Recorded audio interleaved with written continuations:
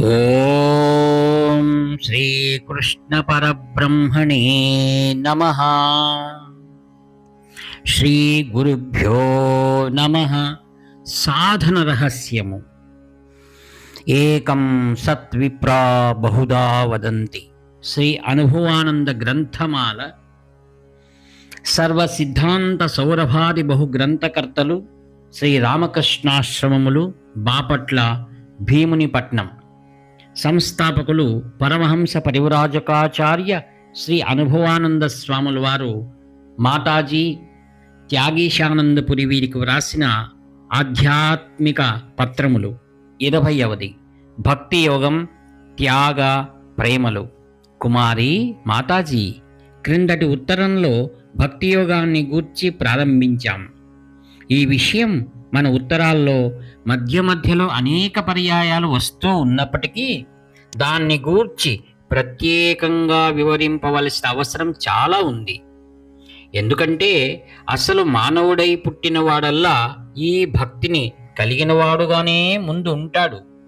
ఇంతెందుకు, మొత్తం 240 కోట్ల ప్రపంచ జనాభాలో ఏ 1000 మందైనా భక్తి మార్గంలో ఉండని వారు ఉండరు.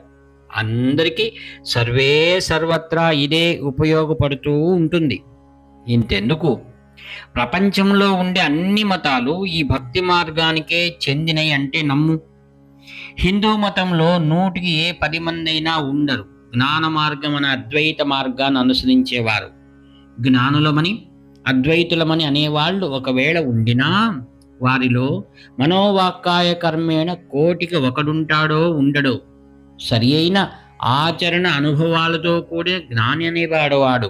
అలాంటప్పుడు ఈ భక్తి మార్గం అనేది ప్రపంచానికి ఎంత ఉపయోగపడుతూ ఉన్నదో చూచుకో. ఇక కర్మ మార్గం అంటే వేద కర్మాచరణ చేసేవారికే కదూ. నిష్కామ కర్మయోగం అందామన్నా దాన్ని నిష్కల్మషంగా అనుసరించేవారు. అంతేకాదు, అనుసరిస్తున్నామని చెప్పేవారైనా చాలా అరుదు. ఇక రాజయోగులందామా అంటే సంసారంలో ఉండి సర్వ మమకారాలు కలిగి ఉన్న ఆత్మ సన్యాసంలో ఉన్నాము, మేము రాజయోగులం అనే యోగరాజులున్నారు కానీ మన ఉత్తరాలలో చెప్పబడినట్లు ఆచరించే రాజయోగులు లేరనుకో. అందుకని అన్నింటికన్నా సులభమైంది, ఎక్కడ పడితే అక్కడ దొరికేది, ఎవరు పడితే వారు చెప్పేది, సర్వత్రా వ్యాపించి ఉండేది ఈ భక్తి యోగం. కాబట్టి దీన్ని కూడా బాగా తెలిసి ఉండాలి ముముక్షువులు. దీన్ని బట్టి చూస్తే భక్తి స్వరూపం అందరికీ తెలిసిందేనా ప్రశ్న అంటావు. అవును, తెలిసిందేంటాను. ఎలా తెలుసునో చెప్పుతాను విను. తల్లి తన 5 ఏండ్ల బిడ్డను నడిపించుకుంటూ వీధిలో పోతున్నది. ఇంతలో కారు వచ్చింది. పిల్లవాడు తల్లి వ్రేలు వదలి రోడ్డు మీద పరిగెత్తాడు. వేగంగా వచ్చే కారు ఇంకా గజం దూరంలో ఉంది కుర్రాడికి. అప్పుడు ఆ తల్లి ఏం చేస్తుంది? ఒక్క గంతు వేసింది ముందుకు. కుర్రవాడిని అవతలికి ఒక్క త్రోపు త్రోసింది. కుర్రవాడు కారును తప్పించుకొని రోడ్డును అవతలబడ్డాడు. కానీ పాపం ఆ తల్లి కారు క్రింద పడిపోయింది. ఆ మిలిటరీ వెధవ కారును ఆపాడు కాడు. తీవ్ర గాయాలు తగిలాయి. ఏ గాయాలు లేక బిత్తరపోయి చూస్తూ ఉన్న తన పుత్రుని, ఆ రక్తపాతమైన ముఖంతో, విరిగిపోయిన శరీరంతో, చితికిపోయిన కన్నుల్లో నుండి పారిన రక్తం 2వ కంటిలోకి జారుతూ ఉండగా ఆ తన ప్రాణాన్ని చూచింది. ఒక్క చిన్న నవ్వు నవ్వింది. కన్ను మూసింది. మూసిన కన్ను మరల తెరవలేదు. జనం మూగారు. కంట తడి పెట్టని వారు లేరు. ఆ 5 ఏళ్ల గుంటడి కోసం ఆమె ఎందుకు తన అసూలు బాసింది? ఏమి సంబంధం? ప్రేమ. అలాగే చూచుకో, భర్త ప్రాణాపాయ స్థితిలో ఉన్నాడు. కుదరని రోగం. వైద్యుల యత్నాలు పూర్తి అయ్యాయి. అంతటా నిరాశే తాండవిస్తూ ఉంది. దారి ఏమిటో తెలియటం లేదు. ఎవరూ సలహా చెప్పేవాళ్ళైనా లేరు. ధైర్యం చెప్పే పురుగైనా లేదు. గజమనే శరీరంతో, సంస్కారం ఎరుగని తలకట్టుతో, శుభ్రం తెలియని వస్త్రంతో, రక్తమే ధారగా కారుతున్నదా అనే కన్నీటి ధారతో, దుఃఖమే ఇలా అవతరించిందా అని ఆశ్చర్యం కలిగించే భార్య సుమారు 16 సంవత్సరాలు చిన్నది. గుమ్మం దగ్గర కూర్చున్నది. ఎదురుగా కదలిక మెదలికలు లేని కొన ప్రాణాలతో మధ్య మధ్య చిన్న మూలుగులతోనున్న తన ప్రాణనాథుని ముఖముపై ఆమె దృష్టి కేంద్రీకరింపబడి ఉంది. ఆ సూర్యభగవానుడు కూడా ఆర్చుతో తాను చింతించి ముఖం ఎర్రబారి తన కడసారి చూడ్కులని ఈమె ముఖాన్ని కొప్పజెప్పి అంతర్హితుడైనాడు. చిన్న దీపం మాత్రం ఉంది. ఇంతలో దేవుళ్లాగా వచ్చాడు గోసాయి. అమ్మాయికి ప్రాణం లేచి వచ్చింది. గోసాయిలు ఘన వైద్యులు, అనేక క్రియలు వాళ్ళకు తెలిసి ఉంటాయి. సత్కరించింది, ప్రార్థించింది, దారి చూపమన్నది, ఏదడిగినా ఇస్తానన్నది. మందుల వల్ల కాదనుకున్నాడు, దీనికి పరమౌషధం ఉందన్నాడు. అతనికి సావిత్రి సత్యవంతుల మనస్సుకు తట్టారు. అన్నాడు. అమ్మాయి ఒకటే మందు ఉంది, దానితో తేలిపోవాలి అన్నాడు గోసాయి. ఆనందం కలిగింది అమ్మాయికి. నాథుడు లేస్తున్నట్లు గోచరించింది. అమ్మాయికి సెలవు అన్నది అమ్మాయి. దేవుడిని ప్రార్థన చేసుకో, నీ స్తనాన్ని ఒక్కదాన్ని కోసేయి, కూరగా చెయ్యి, అతనికి పెట్టు, ఇక అతనికేమీ పర్వాలేదు అన్నాడు గోసాయి. ఇంక త్యాగం కంటే వేరు సూత్రం లేదన్నాడు. వెళ్ళిపోయాడు గోసాయి. విన్నది. వంటశాలకు వెళ్ళింది. కొన్ని నిమిషాలలో, సెకండ్లలో తిరిగి వచ్చిన నాథుని సన్నిధికి. అదృష్టవశాత్తు కన్ను తెరిచాడు నాథుడు. ఔషధేవ సేవ కాకముందే నాథుడు బ్రతికాడని ఆనందంతో పళ్ళెంలో నుండి కూర లాంటి పదార్థాన్ని నాథుని నోట్లో పెట్టుతున్నది వంగి. ఏమిటో అడగలేకపోయాడు నాథుడు. మందుగా చప్పరిస్తున్నాడు. నాథుని కళ్ళు రక్తంతో తడిసి ముద్దై బొట్లుగా క్రిందికి రక్తాన్ని వదులుతూ ఉన్న చాకీలు ఎడమ వైపున పడ్డాయి. నాథుడు ప్రాణం ఎగిరిపోయేటట్లు చూచాడు. నివ్వెరపాటుతో భార్య ముఖం వైపు చూచాడే నాథుడు అని గ్రహించింది సాధ్వి. ఇంతలో మైగం కమ్ముతూ ఉంది. కళ్ళు తిరుగుతూ ఉన్నాయి. నాథుని ముఖం, శరీరం, ప్రపంచం అంతా తిరుగుతూ ఉంది. అందులో నాథుడు నవ్వుతూ ఉన్నట్లు, తన దగ్గర కూర్చున్నట్లు చూస్తూ కన్ను మూసింది. నేల మీద వ్రాలింది. ఎందుకు ఈ త్యాగం?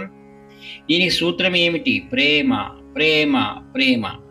ఇటు అసాధారణమైన ప్రేమ బంధం సర్వజీవరాశుల్లో అనేక విధాల పట్టుకునే ఉంది.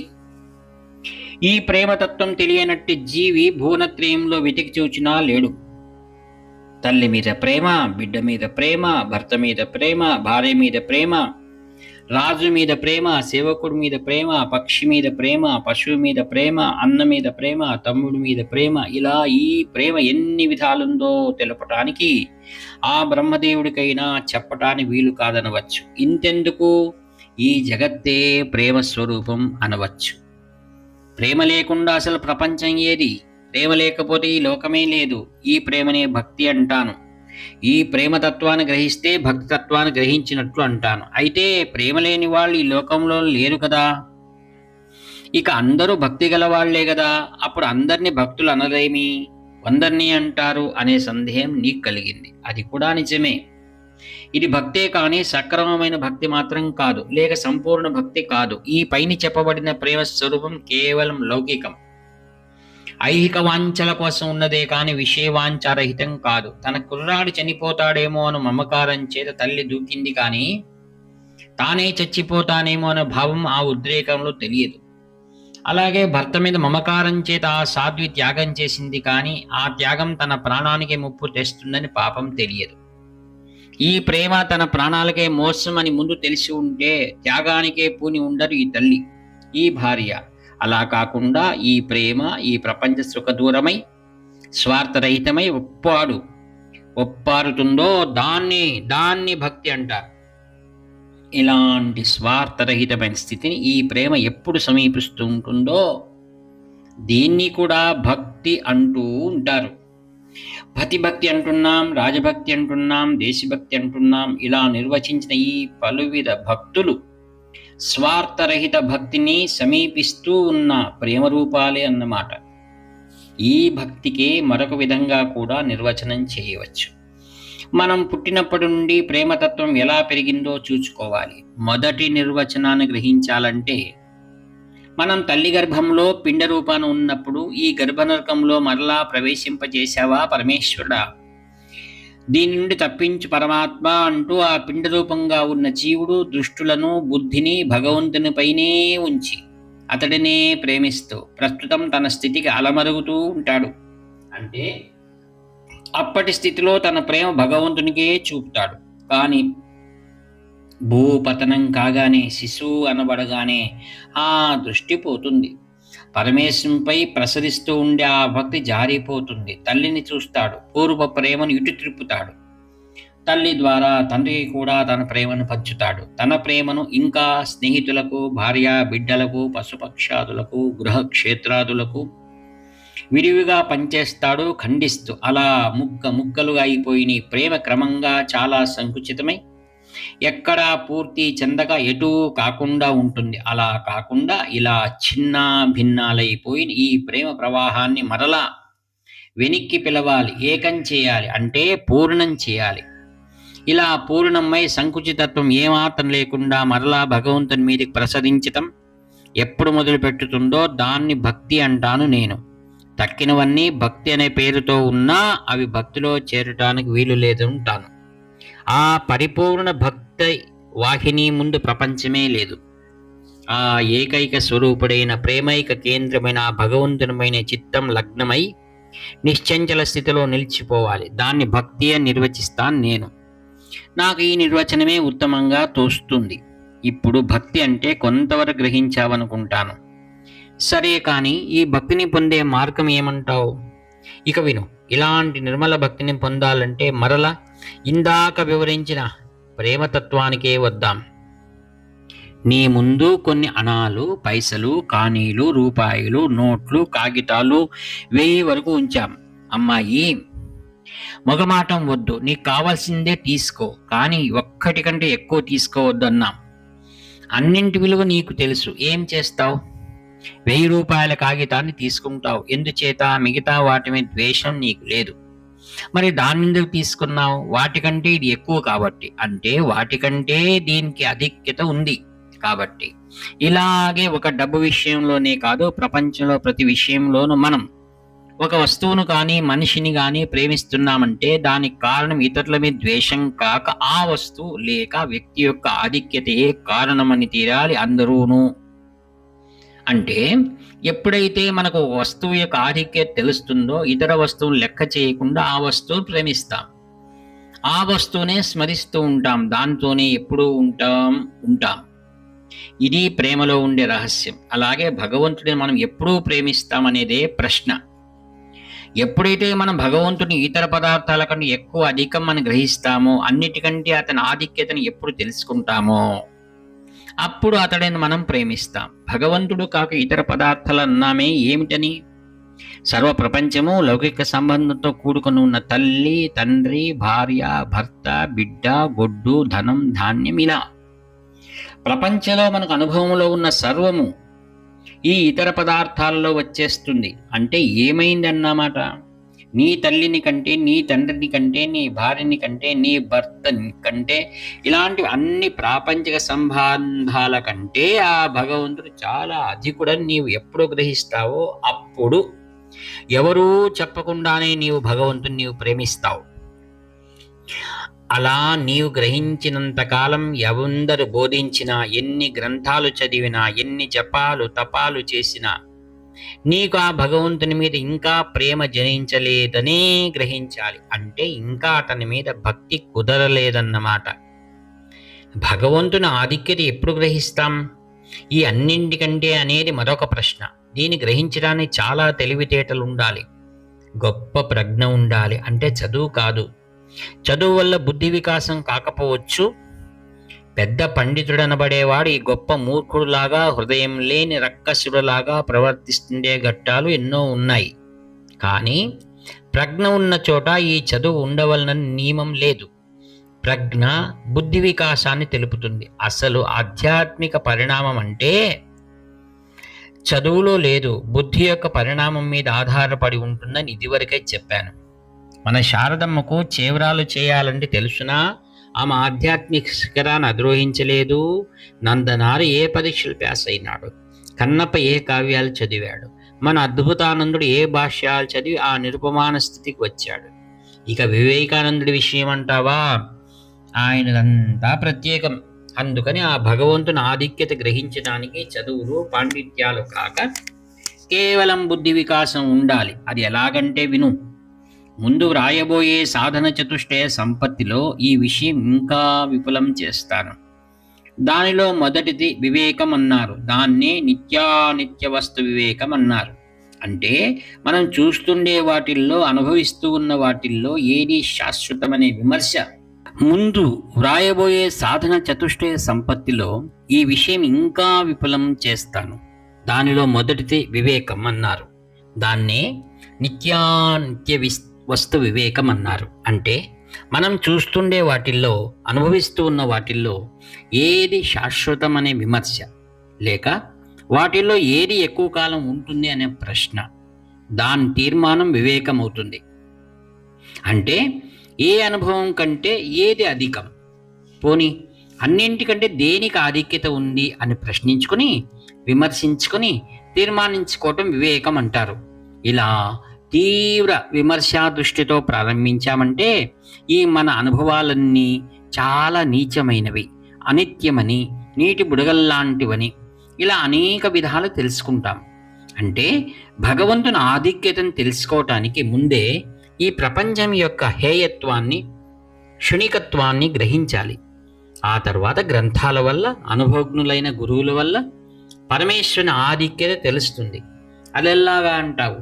ముందు భగవంతుని ఆధిక్యత తెలిస్తే తర్వాత దాన్ని బట్టి ప్రపంచం యొక్క హీనత్వము తెలుస్తుంది.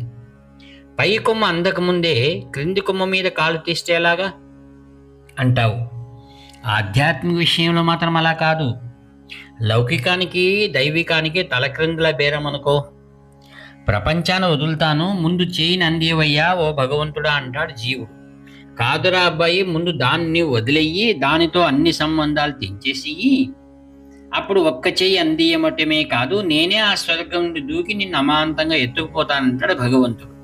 భాగవతంలో చూడు, గజేంద్రుడికి ఎలా విష్ణువు సాయం చేశాడు.